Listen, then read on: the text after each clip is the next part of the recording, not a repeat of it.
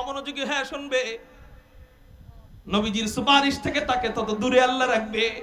এইজন্য নবীজির আলোচনা কেন করি? ওয়ারাফা'না লাকা যিকরাক, আল্লাহ বলেন রাসূল আপনার আলোচনাকে আমি সমুন্নত বানাইলাম।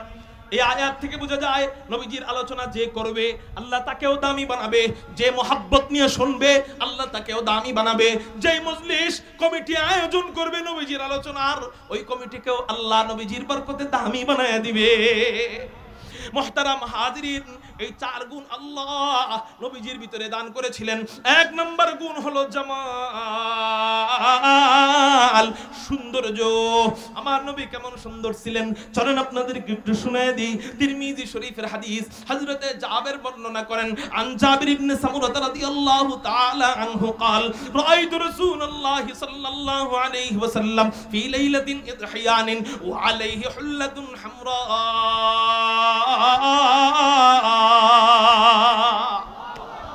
হযরতে জাবের বলেন আমি হুজুর আকরাম সাল্লাল্লাহু আলাইহি ওয়াসাল্লামকে এক চন্দ্রোজ্জ্বল রজনীতে, এক চাঁদের রজনীতে আমি নবীজিকে দেখতে পাইলাম। লাল ডোরা কাটা কাপড় পরিহিত অবস্থায় নবীজি বসে রয়েছে। হযরতে জাবের বলেন আমার দিলের ভিতরে সব সময় জাগ্রত হইতো, আসলে আসমানের পূর্ণিমার চাঁদ বেশি সুন্দর না হুজুর আকরাম সাল্লাল্লাহু আলাইহি ওয়াসাল্লাম বেশি সুন্দর। হযরতে জাবের বলেন আজকে আলহামদুলিল্লাহ কাকতালীয় ভাবে আসমানের পূর্ণিমার চাঁদও পেয়ে গেছি, জমিনের পূর্ণিমার চাঁদ মুহাম্মদুর রাসূলুল্লাহকেও পেয়ে গেছি, দুজনকে একসাথে পেয়ে গেছি। আমি একটু মিলে দেখব আসমানের পূর্ণিমার চাঁদ বেশি সুন্দর না জমিনের পূর্ণিমার চাঁদ মুহাম্মদুর রাসূলুল্লাহ সাল্লাল্লাহু আলাইহি ওয়াসাল্লাম বেশি সুন্দর। হযরতে জাবের এই নিয়ত করে বলেন ফাজআলতু আনজুরু ইলাইহি ওয়া ইলাল কমার, আমি একবার আসমানের চাঁদের দিকে তাকাইলাম, আরেকবার নবীজির দিকে তাকাইলাম, একবার আসমানের চাঁদের দিকে তাকাইলাম, একবার নবীজির দিকে তাকাইলাম। বারংবার এমন করার পর আমার দিল সাক্ষী দিতে বাধ্য হলো ফালাহু ইনদি আহসানু মিনাল কমার, আসমানের পূর্ণিমার চাঁদের চেয়েও হুজুর আকরাম সাল্লাল্লাহু আলাইহি ওয়াসাল্লামের চেহারা মুবারক কোটি কোটি কোটি কোটি গুণ সুন্দর। একটু চিৎকার দিয়ে বলি না সুবহানাল্লাহ। এই জন্যই তো নবীজির বিবি হযরতে আম্মা জান আয়েশা রাদিয়াল্লাহু তাআলা আনহাকে, ভলান্টিয়ার ভাইরা একটু খেয়াল করেন তো, ওই যে পোলাপান বাতি উড়াই দিয়েছে, এটাতে আমার মনোযোগ সমস্যা হইতেছে। আপনারা আমার দিক তাকান, এই মাঠে কেউ যেন আর বাতি না উড়ায়। আপনারা আমার দিকে তাকান, সবাই বলেন লা হাওলা ওয়ালা কুওয়াতা ইল্লা বিল্লাহ। মনোযোগ আছে না গেছে? আছে, খুব মনোযোগ। আল্লাহু আকবার। এই জন্যই হযরতে আম্মা জান আয়েশা রাদিয়াল্লাহু তাআলা আনহাকে রমণীরা জিজ্ঞাসা করে, ওগো আম্মা জান আয়েশা বলো তো দেখি হযরতে ইউসুফ বেশি সুন্দর না তোমার স্বামী মুহাম্মদ বেশি সুন্দর? প্রশ্নটা বুঝছেন? খুব সেনসিটিভ প্রশ্ন। কিন্তু কারে সুন্দর কইব কোন দিক দিয়ে? ইউসুফের সৌন্দর্যের দলিল তো তখন ছিল, কিন্তু কে বেশি সুন্দর এটার দলিল তো তখন নাই। আল্লাহু আকবার। এজন্যই কিয়াস মাঝে মাঝে লাগে। হযরত আম্মা জান আয়েশা রাদিয়াল্লাহু তাআলা আনহা বুদ্ধি খাটাইলেন, বুদ্ধি যুক্তি খাটাইলেন। হযরত আম্মা জান আয়েশা রাদিয়াল্লাহু তাআলা আনহা যেই জবাব দিলেন, এই জবাবটা উম্মতে মুহাম্মাদির দিলকে শান্ত করে দেয়। মাঝে মাঝে প্রশ্ন জাগে, আম্মা জান হযরতে ইউসুফ বেশি সুন্দর না আমাদের নবী আকায়ে নামদার তাজদারে মদিনা সরকারে দো জাহাঁ আহমদ মুজতবা মুহাম্মদুর রাসূলুল্লাহ সাল্লাল্লাহু আলাইহি ওয়াসাল্লাম বেশি সুন্দর? এই প্রশ্ন আম্মা জান আয়েশাকে করার পর হযরত আয়েশা বলেন, দেখো আমি তো ইউসুফকে দেখি নাই, আমি তো গায়েবের খবর জানি না, আমি দেখলে বুঝাইতে পারতাম যে ইউসুফ বেশি সুন্দর না আমার স্বামী বেশি সুন্দর। আবার আমার স্বামীর বেশি প্রশংসা করতে গেলে তোমরা কইবা স্বামী তো প্রশংসা করবে না, স্বামীর প্রশংসা বিবি করবে না তো করবে কি? এই জন্য আমি বলবো না কে বেশি সুন্দর, আমি একটা যুক্তি পেশ করতেছি, তোমরা মিলায় দেখো। কয় কি যুক্তি? কয় ইউসুফকে দেখা মিশরের রমণীরা হাত কাটে হাত, ইউসুফকে দেখা মিশরের রমণীরা হাত কাটে হাত, হাতের আঙ্গুলগুলো পড়ে যায়, মাগার টের পায় না। কিন্তু আমার স্বামীকে যারা হযরতে ইউসুফকে দেখা মিশরের রমণীরা হাত কাটে হাত, হাতের আঙ্গুল পড়ে যায়, টের পায় না। এখান থেকে বোঝা যায় আল্লাহর সৃষ্টি যদি এত সুন্দর হয়, ওই মালিক না জানি কত সুন্দর। এজন্যই মাজজুব আল্লাহ আলা যারা ছিলেন, মাজনুন আল্লাহ আলা যারা ছিলেন, এরা মাঝে মাঝে আল্লাহকে দাবি নিয়ে কিছু কথা বলতেন যেগুলো আমাদের মুখে সাজে না। আল্লাহকে দাবি নিয়ে কিছু কথাবার্তা বলতেন। বড় পীর আব্দুল কাদের জিলানী রাহমাতুল্লাহ আলাইহি আল্লাহকে দাবি নিয়ে কথা বলতেন। আল্লাহকে দাবি নিয়ে কথা বলার এক পর্যায়ে আল্লাহকে বলতেন, আল্লাহ এত জান্নাত চাইতেছি, জান্নাত চাইতেছি, আচ্ছা ঠিক আছে আল্লাহ তুমি আমার জাহান্নাম দিয়ে দিলে দুঃখ নাই, কিন্তু জাহান্নামের দেওয়ালে একটু ছিদ্র রাখো, যে ছিদ্র দিয়ে আমি তোমারে দেখব। আল্লাহ জাহান্নামের দেওয়ালের ওই ছিদ্র দিয়ে আমি যখন তোমাকে দেখব, তখন জাহান্নামের আগুন আমারে পুড়াবে, মাগার ওই পুড়া আমার কাছে পুড়া মনে হবে না, জাহান্নাম গরম হবে। তোমাকে যখন দেখব, ওই দেখার প্রশান্তির সামনে জাহান্নামের তাপ আমার কাছে তাপ মনে হবে না। এটার এটার এটার এটার যৌক্তিকতা আসলেই পাওয়া যায়। আল্লাহর সৃষ্টি হযরত ইউসুফকে দেখা যদি হাতের আঙ্গুলের কাটা ব্যথা না লাগে, তাহলে ওই সৃষ্টির স্রষ্টা বানানেওয়ালা, ওই সৃষ্টি বানানেওয়ালা আল্লাহ, ওই আল্লাহকে দেখলেও তো জাহান্নামের আগুনের কোনো টের না পাওয়ারই কথা, ঠিক না বে ঠিক? আল্লাহ আমাদেরকে তোমাকে দেখার মতো চোখ দান করো, বলি আমিন। জান্নাতীরা যখন জান্নাতে যাবে, আল্লাহকে যখন দেখবে, আল্লাহু আকবার, ওই মসজিদ নামক মাঠের মধ্যে বৈশা বৈশা নবীরা যখন তেলাওয়াত করবে, হযরতে দাউদ সূরা তাহা তেলাওয়াত করবেন, হযরতে আকায়ে নামদার হাদিয়ে কুল ফখরে রাসূল সূরা ইয়াসিন তেলাওয়াত করবেন, ইয়াসিন ওয়াল কুরআনিল হাকীম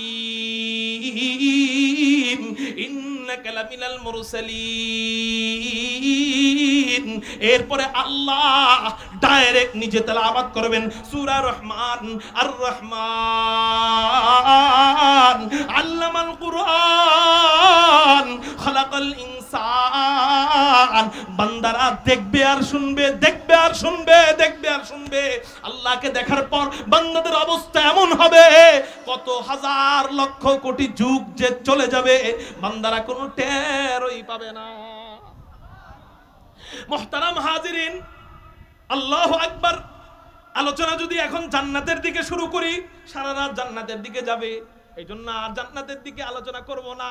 আল্লাহ যদি কখনো তৌফিক দেয়, কাগজ আইসা গেছে যে হুজুর কাছাকাছি, আপনাদেরকে বহুতক্ষণ কষ্ট দিছি, হুজুর কখন আসবে এটা আমি বুঝতে পারতেছিলাম না, এই জন্য বয়ান লম্বা করতেছিলাম, নাহলে আমার আলোচনা 1 ঘন্টার মধ্যে এটা শেষ হয়ে যাওয়ার কথা।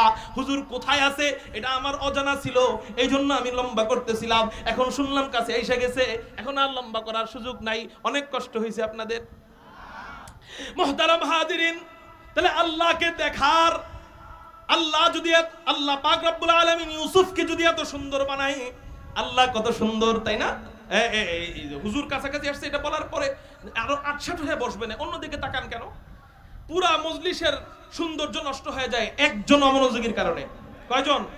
এই জন্য হুজুরে যখন বসবে তখন নুরানি চেহারা দেখবো, এর আগে আর অন্যদিকে চোখ ফিরাবো না, বলি ইনশাআল্লাহ। মুহতারাম হাজিরিন, বলতেছিলাম হযরত আম্মা জান আয়েশা রাদিয়াল্লাহু তাআলা আনহা বলতেছেন, শোনো আমি তো ইউসুফকে দেখি নাই, কিন্তু একটা যুক্তি মিলাইতেছি, যুক্তিটা তোমরা মিলায়া দেখো। কয় কি যুক্তি? কয় ইউসুফকে দেখে তো মিশরের রমণীরা হাত কাটছে হাত, কিন্তু আমার স্বামী মুহাম্মদকে যারা একবার দেখার মতো দেখে, তারা শুধু হাত নয়, হযরতে হামজার মতো তাজা কলিজা পর্যন্ত হাসতে হাসতে কাইটা দিয়া দেয়। আমরা আম্মাজান আয়েশার কথার সাথে মিলায় বলবো, ওগো আম্মাজান আয়েশা, আমরা হতভাগা উম্মতেরা নবীজিকে দেখি নাই তো কি হইছে? ওই নবীর খতমে নবুয়তের চেয়ারকে সমুন্নত করবার জন্য যদি আপনাদেরকে ডাক দেওয়া হয়, নবীকে যারা গালি দেয় তাদের বিরুদ্ধে যুদ্ধের মোকাবেলা করবার জন্য যদি আপনাদেরকে জিহাদের ময়দানে রক্ত দিতে ডাক দেয়, তাজা কলিজা দিতে ডাক দেয়, হযরতে হামজার মতো নবীর জন্য, নবীর ইজ্জতের জন্য, খতমে নবুয়তের চেয়ারকে সমুন্নত করবার জন্য তাজা রক্ত দিতে রাজি আছেন কারা কারা? আল্লাহু আকবার বলে 2 হাত রাজি আছেন ইনশাআল্লাহ? শুধু মুখে না কাজেও? কাজেও বুঝাই দিব, শুধু মুখেই নয় কাজেও বুঝাই দিব, বলে ইনশাআল্লাহ। হযরতে হামজা কলিজা পর্যন্ত দিয়ে দিছে নবীজির জন্য। হযরতে আম্মা জান আয়েশা তাই বলতেছেন। আচ্ছা, আলোচনা চলতেছে নবীজির সৌন্দর্য নিয়ে, কি নিয়ে বলেন? আওয়ামী লীগের প্রশংসা তো আওয়ামী লীগরা করবেই, বিএনপির প্রশংসা তো বিএনপিরা করবেই, বিএনপির নেতার প্রশংসা তো বিএনপি করবেই, আওয়ামী লীগের নেতার প্রশংসা তো আওয়ামী লীগ করবেই, আওয়ামী লীগের নেতার প্রশংসা তো বিএনপি করবে, বিএনপির নেতার প্রশংসা তো আওয়ামী লীগ করবে। তো আমার নবীজির প্রশংসা আপনারা বলতে পারেন বা নাস্তিক মুরতাদরা বলতে পারে যে আমার আপনাদের নবীর প্রশংসা তো সাহাবায়ে কেরামরা বা নবীজির স্ত্রীরা করবেই, তাদের নেতার প্রশংসা তারা করছে, এটা ক্রেডিটের কি হইল? আমি বলবো না, মাইন্ড ইউর চেঞ্জ। আমার নবীকে অন্য নেতার সাথে মিলাইলে চলবে না। আমার নবীর চেহারার প্রশংসা শুধু সাহাবায়ে কেরামরা করেন নাই, হযরতে আম্মা জান আয়েশা করেন নাই, শুধু বিবিরাই করেন নাই, বরং অমুসলিমদের বড় বড় নেতারা, পণ্ডিতরা, আলেমরা, অমুসলিমদের আলেমরা নবীজির চেহারা দেখায় এত ভালো লাগছে যে কালেমা পড়ে মুসলমান হয়েছে। পৃথিবীতে এমন কোন নেতা দেখাইতে পারবেন যে চেহারা দেখা তার ধর্ম ত্যাগ করে? হ্যাঁ, আমার নবীর ক্ষেত্রে যদি একটা একটা করে হাদিস বলি সারা রাত শেষ হয়ে যাবে, কিন্তু আমি একটাই হাদিস বলে আমার বয়ান শেষ করব। আমার নবীর চেহারা দেখা মুসলমান হওয়ার ইচ্ছা পোষণ করছে এমন একটা হাদিস শোনেন, তিরমিজি শরীফের হাদিস। হযরত আব্দুল্লাহ ইবনে সালাম, নামটা কি বললাম? বলেন, সবাই বলেন। হযরতে আব্দুল্লাহ ইবনে সালাম উনি কে ছিলেন? উনি ইহুদিদের আলেম ছিলেন। খুব মজার গল্প, মজার হাদিস, মনোযোগ দিয়ে শুনেন। উনি ইহুদিদের আলেম, উনার বাড়ি ছিল মদিনায়। তিনটা কথা বললাম, তিনটার উত্তর দেন। নাম কি? সবাই কইতে পারতেছে। নাম কি? বাড়ি কোথায়? উনি কে ছিলেন? ইহুদিদের আলেম। কাদের আলেম? হযরত আব্দুল্লাহ ইবনে সালাম উনি বলেন, মুহাম্মদ নামক একজন ব্যক্তি মক্কা থেকে হিজরত করে মদিনায় আসলো। মানুষ তার কাছে যায়, তাকে দেখে, তাকে দেখতে যায়, ভালো লাগে, কথা শুনে, বয়ান শুনে আর মুসলমান হয়ে যায়। হযরতে আব্দুল্লাহ ইবনে সালাম বলেন, আমি একটু যাব যাচাই বাছাই করার জন্য। মানুষ দেখা, মানুষ তো হুজুগে মানুষ, দেখলেই ভালো লাগে তো মুসলমান হয়ে যায়। আমি একটু যাচাই বাছাই করব, কারণ আমি ইহুদিদের আলেম। সাধারণ মানুষের দেখা আর আলেমদের দেখা এক। সাধারণ মানুষের দেখা আর আলেমদের দেখা, সাধারণ মানুষ ল্যাংডারে দেখা কয় এটা পীর, ঠিক না? ঠিক। আর আলেমরা যাচাই বাছাই করে কয় হয় এটা পীর। দারুল উলুম দেওবন্দ যাচাই বাছাই করে ফতোয়া দিতে যে ধর্মনাই হয়, যাচাই বাছাই কইরা যাইবেন। একদিন মাঝে মাঝে ঘুরতে যায় না, ঘুরতে যাইবেন মাহফিলের সময়, দেখবেন যে আমরা যা শুনি বিদআত শিরক হয়, দেখবেন কোন কোন জায়গায় একটু বিদআত শিরক হয়, একটু দেখতে যাইবেন। কোন জায়গায় ওখানে চরমনাইতে মাজার পূজা হয়, একটু দেখতে যাইবেন। দেখলেও তো একটা অভিজ্ঞতা হয়, কি বলেন? দাওয়াত দিলাম দেখতে, মুরিদ হইতে না। মুহতারাম হাজিরিন, বলতেছিলাম আল্লাহু আকবার, আল্লাহু আকবার। হযরত আব্দুল্লাহ ইবনে সালাম বলতেছেন, আমি একটু যাচাই বাছাই করব এটা আসলে সত্য নবী না মিথ্যা নবী। উনি যাচাই বাছাই করার জন্য তিনটা প্রশ্ন ঠিক করতেন। জোরে বলেন, কয়টা প্রশ্ন ঠিক করতেন? এক নম্বর প্রশ্ন হলো, উনি জানেন এই তিন প্রশ্নের উত্তর নবী ছাড়া, শেষ নবী ছাড়া আর কেউ জানে না। এক নম্বর প্রশ্ন হলো, কিয়ামতের পূর্বে সর্বপ্রথম বড় আলামত কোনটা? দুই নম্বর প্রশ্ন হলো, জান্নাতীরা জান্নাতে যাওয়ার পর আল্লাহ পাক রব্বুল আলামিন সর্বপ্রথম জান্নাতীদেরকে কোন খাবার দিয়ে মেহমানদারি করাবেন? তিন নম্বর প্রশ্ন হলো, সন্তানের চেহারা কখনো বাবার মতো কেন হয়, আবার কখনো মায়ের মতো কেন হয়? কঠিন তিনটা প্রশ্ন নিয়ে নবীজির দরবারে যাইতেছেন যাচাই বাছাই করার জন্য। যদি সত্য হয় ঈমান আনবো, যদি মিথ্যা হয় মুখোশ উন্মোচন করে দিব, এই নিয়তে নবীজির কাছে যাইতেছেন। অন্য ইহুদিরা বলেন, ও নেতা সাহেব, ও পণ্ডিত মশাই, আপনি কই যান? হযরত আব্দুল্লাহ ইবনে সালাম বলে, কে নাকি নবী দাবি করতে, আমি একটু তারে আটকাইতে যাই, তিনটা প্রশ্ন করতে যাই। অন্য ইহুদিরা বলে, আমরাও আপনার সাথে যাব, আমরাও খেলা দেখব। আপনি একা দেখবেন কেন? আমরাও মুহাম্মাদের গোমর ফাঁস করে ছাড়বো, চলেন আপনার সাথে যাই। হযরত আব্দুল্লাহ ইবনে সালাম বিশাল বড় ইহুদিদের কাফেলা নিয়া নবীজির দরবারে রওনা হয়। নবীজির মসজিদে নববীতে যখন বয়ান করতেছিলেন, মসজিদে নববীতে নবীজি এই হাদিস তেলাওয়াত করতেছিলেন, তখন আফসুস সালাম ওয়া আতঈমুত তুআম ওয়া সাল্লু বিল লাইল ওয়ান নাসু নিয়াম তাদখুলুল জান্নাতা বিসালাম।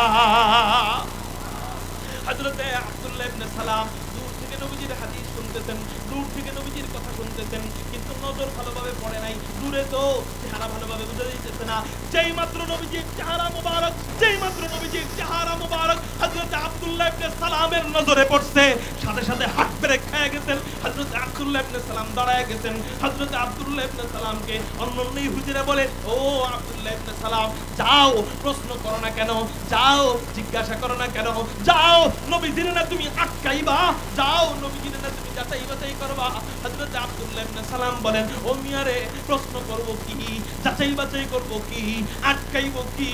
আমি তো চেহারা দেখে নিজেই আটকায় গেছি, আমি চেহারা দেখে বুঝে গেছি লাইসা বিওয়াজহিন কাযাব, এত চমৎকার চেহারাওয়ালা ব্যক্তি, এত সুন্দর চেহারাওয়ালা ব্যক্তি কখনো মিথ্যা নবী হইতে পারে না।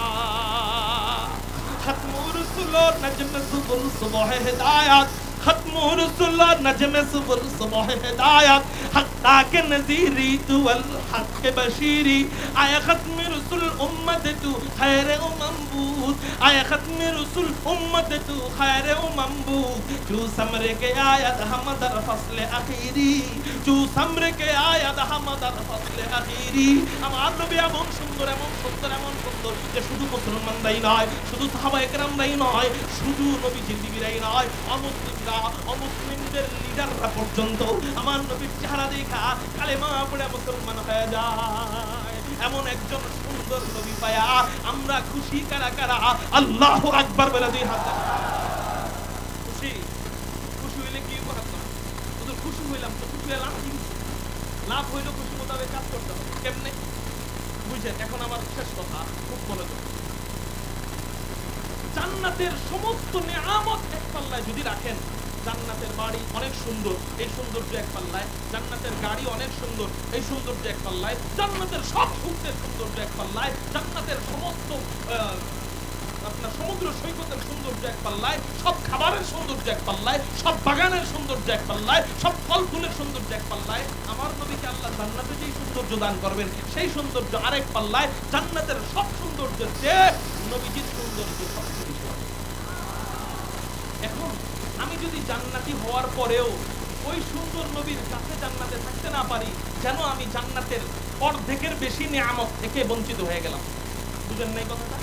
জান্নাতের কি, জান্নাতের কোন অর্ধেক না অর্ধেকের বেশি নিয়ামত থেকে বঞ্চিত হয়ে গেলাম, কারণ আমার নবীর চেহারার সৌন্দর্য জান্নাতের সব সৌন্দর্যের চেয়ে বেশি। সুবহানাল্লাহ বলেন।